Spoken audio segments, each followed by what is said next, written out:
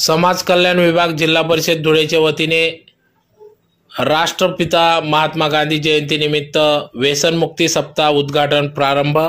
याबाबत अधिक वृत्त असे की आज दिनांक 2 ऑक्टोबर 2024 रोजी सकाळी 10 वाजता जिल्हा परिषद आवारात असलेल्या राष्ट्रपिता महात्मा गांधी यांच्या पुतळ्यास पुष्पहार अर्पण करून अभिवादन करण्यात आले। तसेच लाल बहादूर शास्त्री यांच्या प्रतिमेचे पूजन करण्यात आले। तसेच या ठिकाणी आवारात असलेल्या सर्व महापुरुषांच्या पुतळ्यास पुष्पहार अर्पण करून अभिवादन करण्यात आले, ज्यात प्रामुख्याने महामानव डॉक्टर बाबासाहेब आंबेडकर, श्री छत्रपती शिवाजी महाराज यांच्या पुतळ्यास देखील या ठिकाणी पुष्पहार अर्पण करून अभिवादन करण्यात आले। या प्रसंगी या ठिकाणी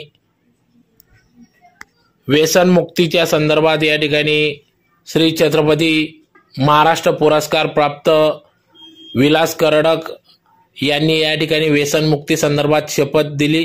त्याचबरोबर स्वच्छता अभियान संदर्भात देखील या ठिकाणी प्रतिज्ञा घेण्यात आली। या कार्यक्रमाप्रसंगी या ठिकाणी जिल्हा परिषद अध्यक्षा धरतीताई देवरे, सभापती हर्षवर्धन दहिते, सभापती ज्योतिताई बोरसे, सभापती सोनीताई पंकज कदम, अतिरिक्त मुख्य कार्यकारी अधिकारी चंद्रकांत पवार, सचिव तथा उपमुख्य कार्यकारी अधिकारी भाऊसाहेब आकलाडे, समाज कल्याण विभागाचे पावरा साहेब, वाघ साहेब, जिल्हा परिषदेचे अधिकारी पिंगळे मॅडम आदी सर्वच अधिकारी पदाधिकाऱ्यांच्या उपस्थितीत या ठिकाणी सदर व्यसनमुक्ती व स्वच्छता अभियान संदर्भात प्रतिज्ञा घेण्यात आली व व्यसनमुक्तीचा संदेश व स्वच्छता अभियानाचा संदेश या ठिकाणी या माध्यमातून देण्यात आला।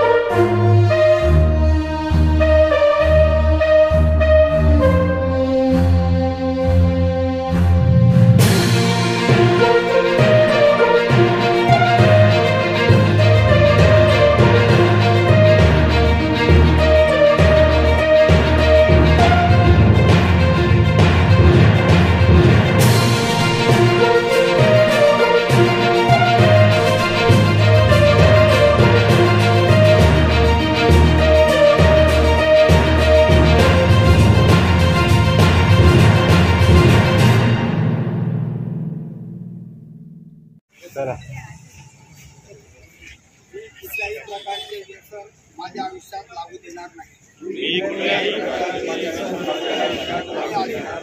मी आधी निर्व्यसनी राहील। मी भारताचा नागरिक। भारतातील प्रत्येक व्यक्ती निर्व्यसनी होण्यासाठी मी प्रयत्नशील राहील। मी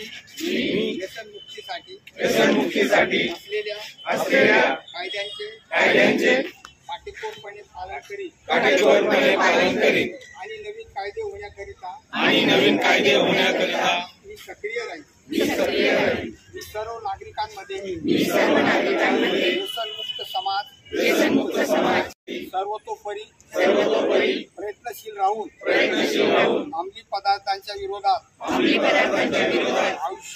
आयुष्यभर कार्यरत राहण्याचा संकल्प करीत आहे। मी राष्ट्रध्वज